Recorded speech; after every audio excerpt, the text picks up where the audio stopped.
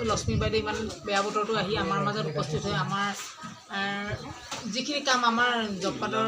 কৰ্মীসকলে কৰি আছে সেই কামটো আমাৰ এইখিনি ইমান বোকা ৰাস্তাত গৈ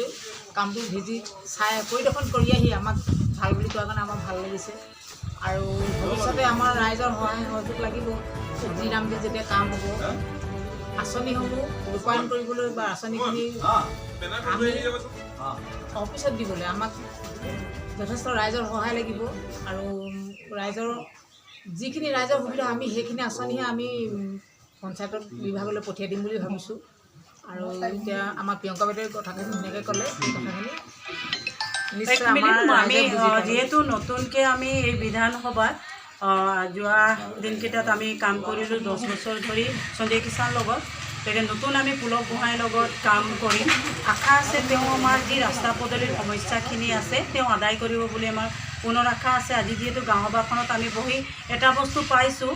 যে ৱাৰ্ডখিনিত আমি বহুত দীঘল ৰাস্তা কিন্তু আমাৰ বহুত জৰাজীৰ্ণ অৱস্থাত আছে আৰু ৰাইজে মোক আপত্তিও জনাইছে যে বাইদেউ ৰাস্তাখিনি ঠিক কৰি দিব বুলি আমি ৰাইজক মই এটা আশ্বাস বিশ্বাস দিছোঁ যে পুলক গোহাঁই ডাঙৰীয়া আমাৰ বিধানসভাৰ বিধায়ক ডাঙৰীয়া তেখেতক লৈ আমি সেই লিখিত যি আমাৰ কাগজ পত্ৰ আজি দিছে ৰাস্তা পদূলিৰ কাৰণে মই নিজেও চাইছোঁ সেইখিনি আমি বিধায়ক মহোদয়ৰ হাতত দিম আৰু বিশ্বাস আছে যে আমাৰ মুখ্যমন্ত্ৰী ডাঙৰীয়াক লৈ তেওঁ প্ৰেৰণ কৰি আমাৰ এই সমস্যাখিনি আদায় কৰিব আৰু ইয়াৰ মাজত আমি এই বুঢ়া বুঢ়ী যিটো বৃদ্ধ পেঞ্চন বহুত লোকে বহুত দিনৰ পৰা বন্ধ হৈ আছে এই গাঁওবাখনত মোক ক'লে 10জনমান বুঢ়া বুঢ়ী মানুহ যে তেখেতসকলৰ আমি KYCবোৰ কৰাই ঠিক আমি আবেদন কৰাই দিম কিন্তু দৃঢ় বিশ্বাস যে তেওঁ এই পইচাখিনি পোৱাক যাতে আমি পঞ্চায়ত ফালৰ পৰা এই কামখিনি কৰি পঠিয়াম আৰু ওপৰ ফালৰ পৰা আমাক ভালভাৱে এই বস্তুবোৰ কৰি দিওঁ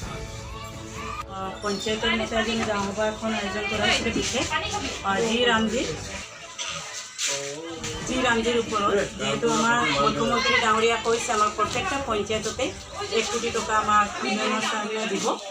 উন্নয়নৰ কাৰণে দিব যেহেতু আমি ৰাইজৰ মাজত আমি কৰিছোঁ যে প্ৰত্যেকটা ৱাৰ্ডত আমি গৈ সজাগতা পাতিম ৱাৰ্ডৰ পৰা আমি আঁচনিখিনি ওলাই আনিব পাৰিলে ভাল হ'ব যেটা IBS স্কিম হওক ধৰক আপোনাৰ ফিচাৰীৰ হওক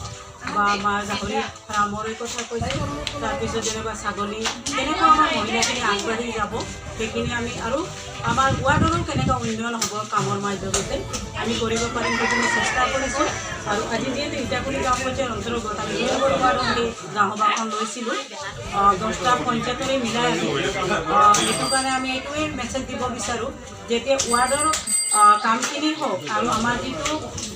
সবলীকৰণ মহিলা গোটৰ লগত লাগি আমি কেনেকৈ আমাৰ উন্নয়ন দিশত আমি আঁচনিখিনি ল'ব পাৰোঁ সেই আমি পৰ্যবেক্ষণ কৰিবলৈ সেই ৱাৰ্ডখনত আজি আমি গাঁওসভা কৰিছিলোঁ